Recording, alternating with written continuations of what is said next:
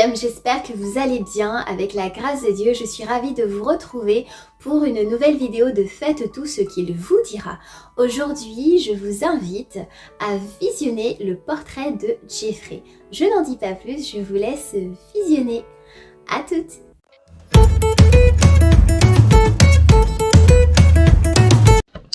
Bonjour Jeffrey et bienvenue. As-tu passé une bonne journée? Oui, ma journée n'est pas terminée, mais pour le moment, ça s'est bien passé. Comment te sens-tu? Ça va, je suis un peu fatigué. Je pense que ça se voit sous les cernes, non? Ah, il y a une mouche qui m'embête. Mais ça va, on tient le coup. Prêt à témoigner. C'est parti. Alors, je m'appelle Jeffrey, nom de famille Marie-Louise. J'ai 26 ans cette année. Je suis originaire du Mont des Es, donc à Sainte-Marie. Voilà, c'est là que j'ai grandi. Je suis marié depuis le 21 décembre 2019, donc ça va bientôt faire 2 ans. Et ça fait 6 mois que je suis papa d'une petite fille qui s'appelle Mélia. Il faut savoir que j'ai grandi dans une famille chrétienne. Mes parents n'allaient pas tous les deux à l'église, mais ma mère allait souvent à l'église. Mon père priait beaucoup à la maison. Donc, du coup, j'ai grandi un petit peu dedans. J'ai très vite été attiré par le chant. Donc, je me suis proposé en tant que pianiste dans la pastorale des jeunes du Monde des Es. À l'époque, voilà, c'était le début d'une belle expérience. C'est là que j'ai vraiment été formé. Et puis, voilà, de fil en aiguille, voilà, j'ai rencontré d'autres personnes. On a évolué ensemble au niveau du chant, au niveau de l'adoration et au niveau des prières aussi. Donc voilà. Mais si je puis dire, l'événement le plus marquant, ça a été quand même une rupture amoureuse qui m'a secoué, entre guillemets. Et puis j'ai rencontré de merveilleuses personnes pendant cette période-là, et notamment la merveilleuse personne qu'est Jésus-Christ, parce que je l'avais déjà plus ou moins vu avant. Mais là, je l'ai vraiment rencontré, on a vraiment discuté, on a vraiment été proches, et voilà, il m'a expliqué un petit peu tout ce qu'il avait à me dire. Ouais, je parle de lui comme s'il était à côté, mais c'était vraiment ça, c'était vraiment comme ça que je le vivais et tout. Il m'a expliqué un petit peu, voilà, par quoi je suis passé, pourquoi, qu'est-ce qu'il m'attendait, qu'est-ce qu'il voulait pour moi. Et aujourd'hui, mais voilà, je lui fais pleinement confiance, et puis on avance comme ça, ensemble, quoi. Qu'aimes-tu faire dans la vie? Alors, qu'est-ce que j'aime faire dans la vie? Ouh là là. Je suis quelqu'un de très manuel, donc j'aime tout ce qui touche à l'art. Je suis pas très doué en dessin, mais j'aime tout ce qui touche à l'art. J'ai eu l'occasion de faire des bijoux en perles pendant une bonne période quand j'étais au collège-lycée, même à la fac. Oui, j'ai eu l'occasion d'en faire. C'était pour la vente personnelle. J'ai aussi mon père qui est ébéniste de passion, donc du coup, bon, je ne suis pas à son niveau du tout, hein, mais je touche un petit peu et j'essaie de m'initier justement ces temps-ci pour pouvoir acquérir une certaine expérience à ce niveau-là. Qu'est-ce que j'aime faire d'autre? J'aime chanter, j'aime jouer de la musique, j'aime le sport, j'aime beaucoup manger. Ah oui, ça par contre j'aime beaucoup. Depuis que je suis tout petit d'ailleurs, je ne sais pas d'où ça vient, mais bon, j'aime manger, j'espère que ma fille sera pas comme moi, on verra. C'est tout, je crois que j'ai fait le tour de tout ce que j'aime. J'aime beaucoup les films, et voilà, il y a le Covid, c'est ancien Martinique, donc on peut pas trop sortir, faire des marches, des sorties comme ça, mais ça m'aurait plu quand même pendant les week-ends, tout ça. Voilà, on avait l'habitude avec mon épouse de faire des petites sorties. Avec la situation sanitaire, c'est un petit peu tombé à l'eau, mais je pense que ça reviendra. Tu as dit musique.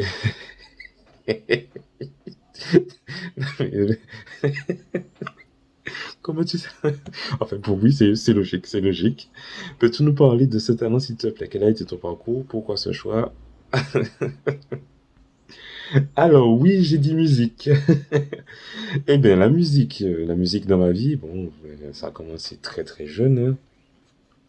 Je ne sais pas si quand j'étais bébé je jouais de l'instrument, mais je sais qu'à l'âge de 8 ans à peu près, j'ai commencé à jouer du piano tout seul, vraiment tout seul, tout seul. J'avais un vieux petit Casio que mon père m'avait dégoté parce qu'il a vu que je commençais et tout. Il me donnait des petits cours, position des doigts, tout ça. Donc voilà, c'était un truc, ça sonnait vraiment, c'était un son vraiment très moche, mais ça me suffisait à l'époque. C'était tous les soirs quand je rentrais de l'école, je jouais, je pianotais, je faisais, voilà. Et j'ai commencé par reproduire les sons que j'entendais à l'école, donc toutes les musiques qu'on chantait à l'école, tout simplement. Donc je remercie encore mes anciens enseignants pour ça, parce qu'ils m'ont vraiment donné goût de la musique par là. Et puis, comme j'allais à la messe avec ma mère, j'essayais de reproduire les chants d'église. J'essayais de reproduire les chants d'église dès que je rentrais de la messe, et de fil en aiguille, voilà, ça a augmenté. Ça a augmenté, ça a continué dans ce sens. Et le clou, ou plutôt l'élément déclencheur, a été quand j'ai rejoint la pastorale des jeunes du Mans des Est, puisque c'est à partir de là que j'ai pu mettre mon talent au service de Dieu. D'ailleurs, au début, je ne voulais pas. Je jouais que du zouk, que des musiques du monde. Voilà, mon père m'a acheté un nouveau clavier. Tout de suite, voilà, je cherchais à faire des sons du monde, du zouk, pour impressionner les autres, pour etc. Et à chaque fois que ma mère m'entendait jouer, elle me disait, mais pourquoi tu ne joues pas les chants d'église? C'est bien aussi les chants d'église. Tu joues toujours les musiques du monde, mais et les chants d'église, qu'est-ce que tu en penses? Ah oui, on va voir plus tard, plus tard, plus tard. Et puis, quand j'ai fini ma confirmation, j'avais envie d'intégrer effectivement une chorale. Alors, la petite anecdote, c'est que quand j'ai intégré la pastorale des jeunes du Monde des Est, bon, il y a eu une petite vague qui m'a suivi. Il y a eu, avec mon épouse actuelle, justement, puisqu'on se connaît de longue date, et d'autres jeunes que je connaissais de vue, mais que je ne connaissais pas personnellement. Parce qu'on n'était pas au lycée ensemble, on n'était pas au collège ensemble, etc. Enfin, si, on était au collège ensemble, mais on n'était pas dans les mêmes classes. Et parmi tous ces jeunes, il y avait des encadrants, dont c'était l'agoniste d'ailleurs, et c'est Stella, je me souviens de ça, qui demande oui, on a une chorale, c'est bien, mais qui c'est qui joue au piano? Mon Dieu, j'ai voulu m'effondrer et me cacher sous une table parce que je jouais, mais j'avais peur de dire que je jouais pour ne pas avoir à jouer devant autant de monde parce que c'était un stress. Et bien, figurez-vous que ma main se levait toute seule. Jusqu'à maintenant, je ne comprends pas pourquoi. Et c'est comme si j'étais à l'extérieur et puis je regardais, mais qu'est-ce que tu fais? Pourquoi tu lèves la main? Enfin voilà quoi. Et du coup, j'ai ramené mon piano la fois d'après. Donc je m'entraînais tout le temps à jouer des musiques que j'écoutais d'oreille. Donc j'ai pas eu de mal à trouver les premiers accords pour le piano. J'ai commencé à jouer à la pastorale, on en jouait à la messe. On a trouvé quelqu'un qui jouait à la batterie. Donc voilà, ça a commencé comme ça. Et puis ensuite, quelques années plus tard, j'ai rejoint le groupe Gospel Happiness. Grâce à Christophe d'ailleurs, qui est mon frère. Donc j'ai rejoint le groupe Gospel Happiness puisque lui il y était. Donc là c'était uniquement du chant, je ne jouais pas. Donc je me suis développé en chant. On m'a découvert le pupitre basse d'ailleurs, parce que je ne savais pas de quel pupitre j'étais. Et à Gospel Happiness est né le groupe, peut-être que vous connaissez, le groupe Souls Harmony, dans lequel je fais partie. Donc on a été vraiment les précurseurs. On a commencé à créer ce groupe-là parce qu'on s'entendait très bien à Gospel Happiness. Donc c'est un petit groupe de jeunes. Il y avait Christophe, Jérémy, Clarisse, il y avait du Clarisse. Enfin, voilà, il y avait plein de personnes. Et voilà, donc de Gospel Happiness and Souls Harmony. Donc à l'époque c'était pas ça le nom, mais bon, je sais plus c'était quoi. Et c'est à Souls Harmony vraiment que j'ai pu me mettre au service pleinement grâce à Soul Harmony et à tout l'engouement que Soul Harmony voulait créer autour de la louange, de l'adoration. Et on faisait pas trop de messe au début, mais c'est surtout louange, adoration et surtout des concerts. Donc voilà, ça c'est vraiment là que je me suis découvert une passion en fait. Je remettais mon nom à Dieu et j'aimais vraiment ce que je faisais. Je sentais vraiment que j'étais au service et que voilà, j'allais de l'avant grâce à lui. Et voilà, donc en gros c'est ça. C'est comme ça que ça s'est passé. Et aujourd'hui je suis encore à Soul Harmony, mais je reste quand même sur le monde des Est, qui est ma paroisse de naissance, ma paroisse de cœur. Et puis tout ce que j'apprends ailleurs, j'essaie de le ramener au monde des Est pour pouvoir voilà, faire évoluer un petit peu tout le monde. C'est des styles différents. Soul Harmony est essentiellement basé sur le gospel. Le monde des Est, c'est surtout sur le caribéen, donc tous les rythmes caribéens, begin, voilà, etc., zouk, etc. Mais voilà, mais j'essaie quand même de me diversifier et puis d'aller de l'avant un petit peu partout. Donc voilà, j'ai beaucoup tourné avec d'autres groupes des groupes extérieurs à ma paroisse et à Soul Harmony, juste voilà, par expérience, pour pouvoir les aider, comprendre un petit peu ce qu'ils faisaient, voir d'autres façons d'harmoniser des chants, découvrir d'autres façons de louer, découvrir d'autres façons de, de, de chanter. Et voilà, c'est grâce à cette liberté, entre guillemets, que j'ai rencontré Mademoiselle Ingrid, que dis-je, Madame Ingrid, oui, attention. Et voilà, donc grâce à elle, j'ai découvert une nouvelle façon d'adorer, que je ne connaissais pas, que je connaissais absolument pas. Les veillées d'adoration, c'était... wow, ça, c'était puissant. Ah ouais, c'était vraiment incroyable. Ça, c'est très enrichissant, spirituellement parlant, psychiquement parlant, moralement parlant. C'est fatigant, mais en même temps revigorant. C'est vraiment incroyable parce que physiquement, on sent la fatigue, mais spirituellement parlant, rien, il n'y a rien. On a une espèce de vigueur qui nous permet de tenir sans manger, sans, voilà, quoi, la faim au ventre, mais on y va et on fonce, quoi. Donc voilà, donc c'est grâce à ces collaborations multiples que j'ai pu acquérir une certaine expérience. Et puis, bon, aujourd'hui, comme j'ai ma fille, j'ai un petit peu dit au revoir aux autres groupes. Je leur ai dit pendant 2 3 ans, voilà, faudra que je me concentre un petit peu sur ma famille parce que sinon ça fait trop de disparités. Mais voilà, je suis encore à Soul Harmony et sur le Mont des S, donc la pastorale des jeunes du Mont des S. Et puis j'essaie aussi de transmettre aux jeunes du cheminement. Donc un petit peu, voilà un petit peu mon histoire au niveau de la musique. Bon, s'il y a d'autres détails à donner, je pense que je le donnerai au cours de la vidéo. Alors, as-tu rencontré des difficultés? Et aujourd'hui? Alors, des difficultés, oui. On en a rencontré pas mal. Je dis on parce qu'on était un groupe, enfin on est un groupe, pardon. J'ai compris avec cette mise au service qui était vraiment pleine, qui était vraiment voilà, j'étais à fond dans ce que je faisais. J'ai compris que plus on va vouloir servir Dieu, plus on va vouloir lui rendre toute la gloire qu'il mérite, plus on va vouloir le louer et l'adorer, plus de l'autre côté on sera attaqué, on sera bousculé, on sera critiqué, et c'est vraiment impressionnant parce que en tant que jeune qui débute sur la paroisse, on ne s'attend pas à être autant martyrisé, si je puis dire entre guillemets, par des personnes extérieures ou voilà, autant fustigé, autant harcelé s'il le faut, parce qu'il y avait vraiment des choses difficiles qu'on vivait dans le groupe et des choses que les responsables ne nous ont pas dites, qui ne nous ont pas été dites en tout cas, et les responsables voulaient nous protéger de tout cela. On l'a su après, donc ça nous a fait encore plus mal. Et puis voilà quoi. Donc on a été vraiment beaucoup attaqués, mais avec le recul, sur le moment, on était vraiment, voilà, on était vraiment agacés. On ne comprenait pas. On veut servir Dieu et on nous met des bâtons dans les roues. Pourquoi? En plus, c'est des gens de l'église, de la paroisse. Enfin voilà quoi. Et on s'est rendu compte avec le recul que c'est parce que ce qu'on faisait était vraiment pour la gloire de Dieu que de l'autre côté, Satan ne voulait pas qu'on le réalise. Et du coup, voilà, il essayait de s'immiscer, de nous décourager, de nous empêcher de le faire. Et c'était à nous de ne pas abandonner, de garder la foi et de se battre. Donc voilà.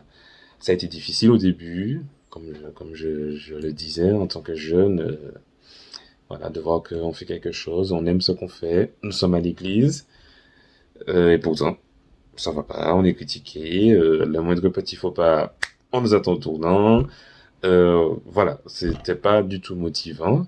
On avait des bons retours, mais on avait aussi des mauvais retours. Et parfois, les mauvais retours étaient tellement fournis, tellement, euh, comment dire, ils étaient tellement nombreux qu'on en oubliait les bons retours qu'on avait. Et voilà, les gens qui disaient qu'ils arrivaient à chanter avec nous, qu'ils arrivaient à louer à nos côtés. Donc voilà, parce que ce n'est pas pour eux qu'on le faisait, c'était vraiment pour le Seigneur. Mais si vraiment, en tant que chorale, puisqu'on animait les messes, en tant que chorale, on arrive à faire l'assemblée, entrer en communion, c'est que notre mission est accomplie. Donc voilà, et quand on a des critiques, c'est que quelque part, notre mission n'était pas bien accomplie et voilà quoi. Il y a des gens qui n'ont pas apprécié ou qui se sont concentrés plus sur ce qu'on faisait que sur l'adoration, la louange ou la messe.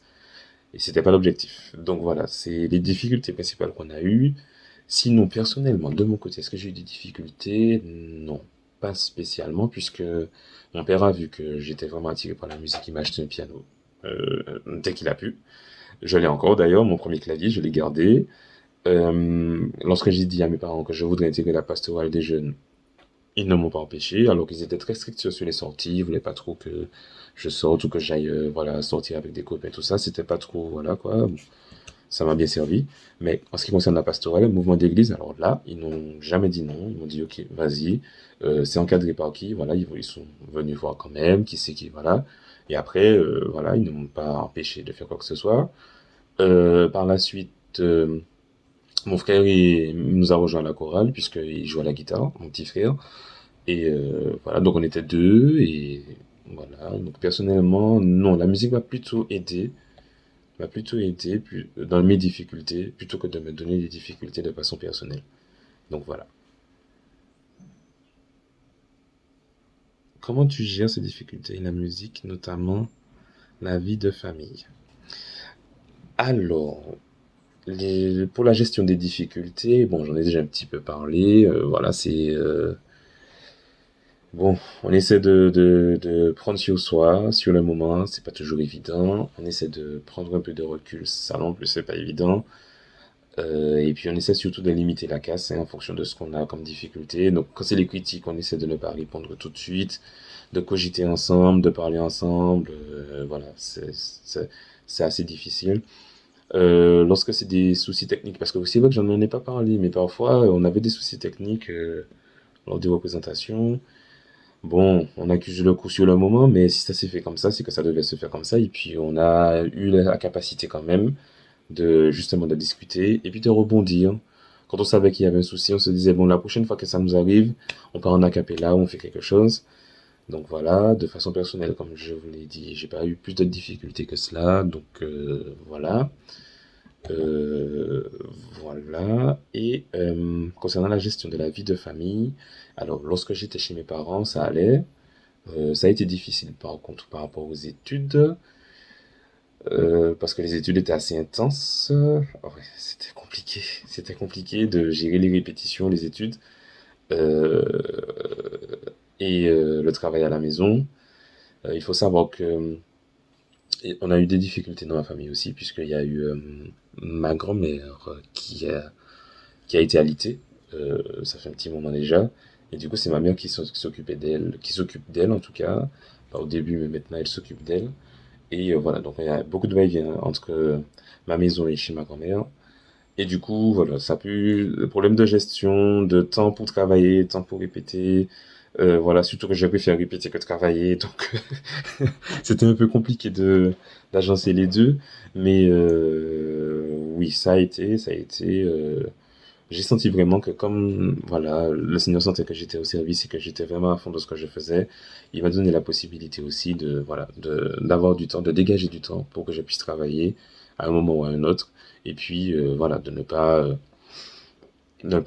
trop délaisser les répétitions de la musique au profit du travail ou l'inverse et vice versa. Donc voilà. Maintenant, bon, comme je vous l'ai expliqué tout à l'heure, au niveau de la vie de famille, euh, maintenant que je suis papa, je ne peux pas me dispatcher un petit peu à droite à gauche. C'est vrai qu'en Martinique, il nous manque beaucoup de pianistes. Ça manque énormément. Mais je peux pas, voilà, je peux plus maintenant puisque je dois aider mon épouse à la maison avec mon petit bébé. Et du coup, ça me fait moins de chorale. Donc j'ai gardé quand même. Je suis resté dans mes chorales de cœur, mes deux premières chorales, donc Sols Harmonie et puis la pastorale du monde des S.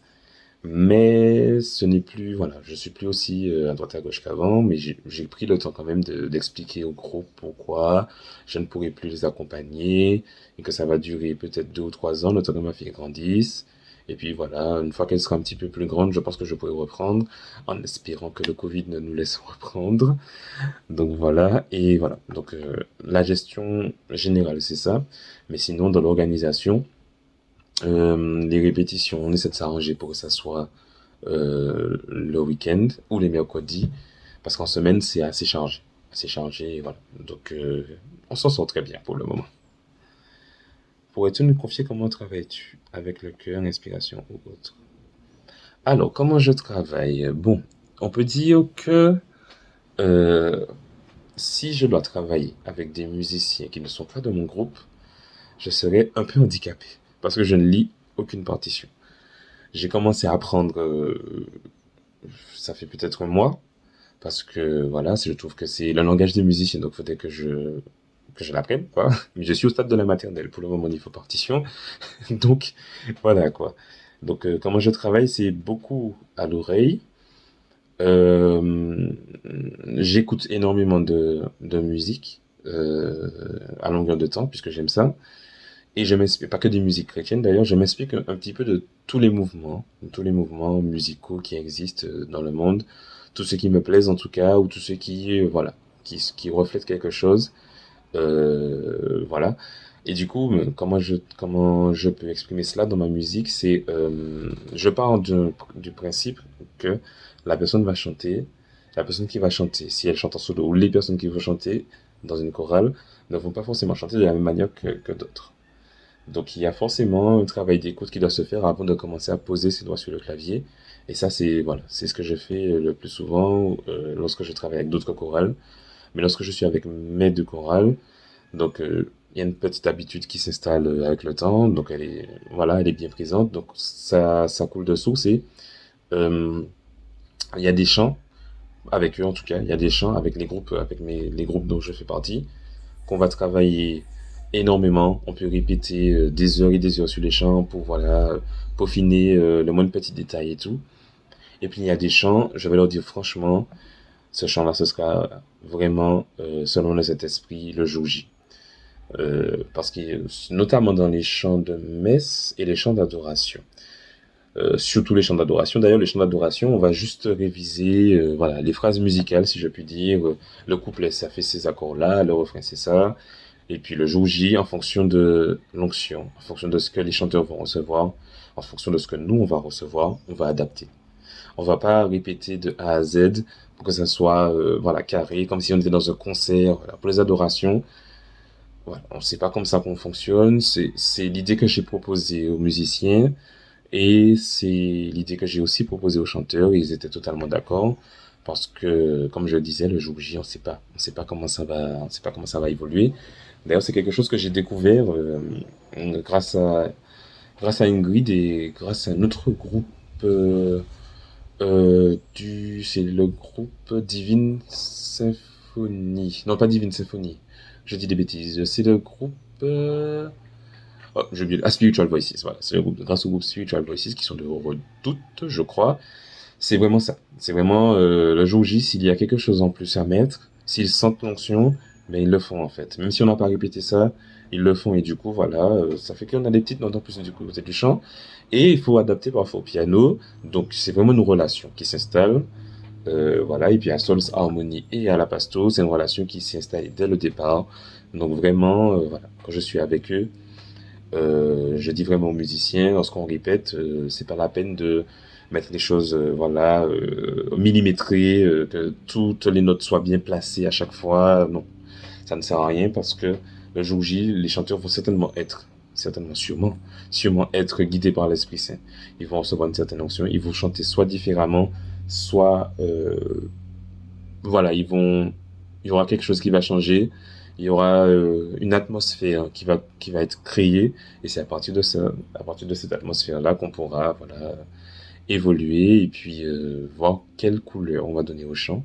Mais là, c'est vraiment en communion et c'est pour ça que voilà, j'aime beaucoup ces moments d'adoration et de louange. Un petit peu plus que les messes. Les messes aussi sont très enrichissantes. Les homélies sont souvent, souvent, très souvent très très bien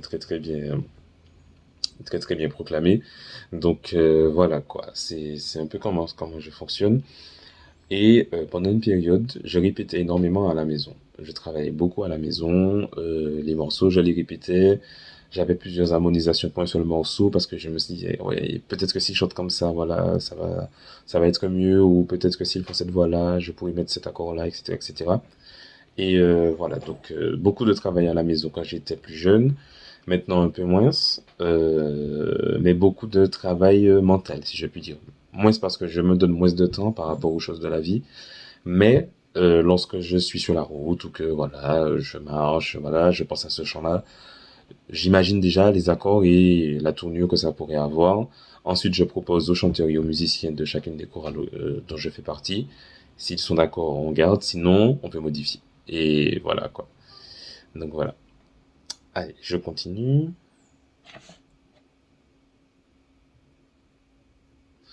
Aurais-tu des conseils ou clés à partager à nos lecteurs qui peut-être aimeraient se lancer, jeunes et moins jeunes?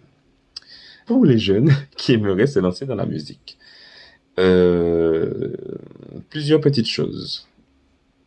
Il faut d'abord commencer par se demander est-ce qu'on a envie de jouer pour se faire remarquer ou est-ce qu'on a envie de jouer pour vraiment servir Dieu et puis euh, se mettre au service de la louange, de l'adoration qui, voilà, rendre gloire à Dieu euh, en tout temps. En tout temps et voilà, en tout instant. Ça, c'est la première question. Quel est le véritable objectif du fait de jouer pour le Seigneur? Est-ce que c'est pour se faire voir? Parce que, voilà, une fois qu'on joue, bien qu'on chante, on est toujours voilà, sous les feux des projecteurs, si je puis dire, entre guillemets, mais on est plutôt mis en avant parce que, voilà. Est-ce que c'est pour ça? Ensuite, il y a une chose à savoir, c'est que peu importe les difficultés, lorsqu'on est à la messe, elles seront surmontées. Lorsqu'on est dans la louange, elles seront surmontées. Lorsqu'on est dans l'adoration, elles seront surmontées. Le Seigneur ne va jamais nous donner des preuves qu'on ne peut pas surmonter.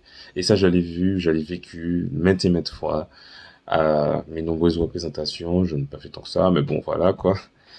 Et ouais, il faut se dire ça. Même si, voilà, c'est difficile sur le moment, ah mince, il manque ça, il manque ça, il manque ça, je ne peux pas jouer. Non, tu peux jouer quand même. Tu as oublié les accords? Ne t'inquiète pas, le Saint-Esprit est là.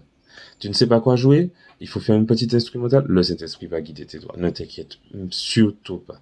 Il y a beaucoup de fois où j'ai joué, notamment avec Ingrid, où j'ai joué, et lorsque j'écoute les audios, je ne me souviens pas avoir joué comme ça. Soit les notes, soit les... Je ne me souviens pas. Je ne me souviens vraiment pas de ce qui s'est passé à ce moment-là parce qu'on était vraiment en communion. Et que lorsqu'on se laisse... On a un instrument en face de nous, mais lorsqu'on se laisse être un instrument de Dieu, c'est beau. C'est merveilleux et c'est vraiment magique, si je puis dire.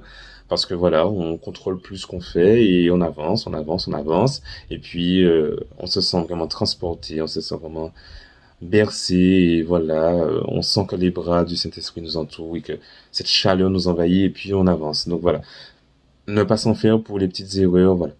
Ne pas négliger, autre point, ne pas négliger le travail à la maison. On a envie de servir Dieu, on a envie de faire quelque chose de beau pour lui, il faut travailler. Il faut travailler parce que lui, il a travaillé 6 jours pour nous fabriquer, pour faire la terre et le ciel, pour faire tout ce que nous avons aujourd'hui. Il a travaillé, il s'est mis à notre service et le 7e jour, il s'est reposé. Donc nous maintenant, à nous de lui rendre vraiment tout ce qu'il nous a offert et d'avancer en ce sens. Il faut travailler. On ne peut pas arriver avec une certaine médiocrité à l'église parce que ça va se ressentir. Ça va se ressentir pas forcément au niveau de l'assemblée. L'assemblée, même si on a beaucoup travaillé à la maison, voilà, il y aura toujours 2 ou 3 personnes qui vont critiquer. Mais ça va se ressentir au niveau de la personne qui joue. Tu vas le ressentir, toi, quand tu vas jouer, tu vas te rendre compte que, mais qu'est-ce que je fais là? C'est pas suffisant ce que je fais. Ah non, bon, il y aura une certaine déception qui va s'installer. Et c'est cette petite déception-là que le malin attend pour s'immiscer et te mettre des doutes qui n'étaient pas présents avant. Donc vraiment travailler à la maison, se donner à fond, s'exercer et puis à l'église, vraiment faire confiance à Dieu. Donc, c'est comme quand on travaille en contrôle à l'école, oui, voilà, on arrive, on doit répondre aux questions. C'est à peu près comme ça. Sauf que à l'église, c'est différent. Lorsqu'on arrive à l'église, même si on se trompe, même si voilà, il y a des petites notes qui ne vont pas, le Saint-Esprit pardon, fera toujours en sorte que les choses iront beaucoup mieux par la suite. Et puis au fur et à mesure, lorsqu'on s'abandonne et qu'on fait confiance à Dieu, voilà, tout se passe pour le mieux et tout se passe vraiment très bien.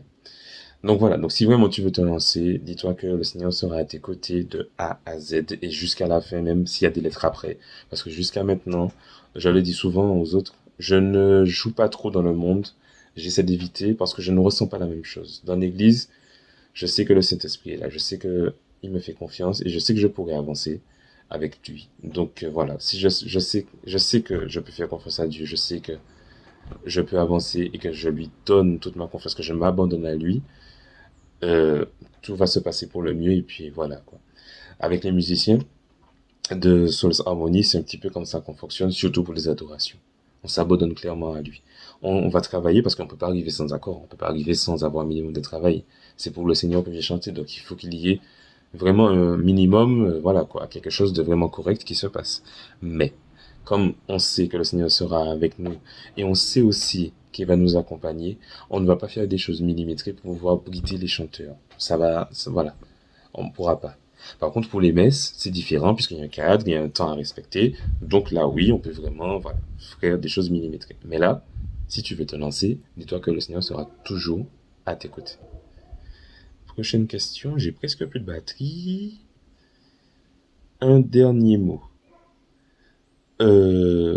Alors, je suis pas toujours présent sur les réseaux. Je suis pas trop réseau, mais j'ai trouvé que le projet de l'Océan Infini de Miséricorde était vraiment fabuleux. Je suis content d'en faire partie.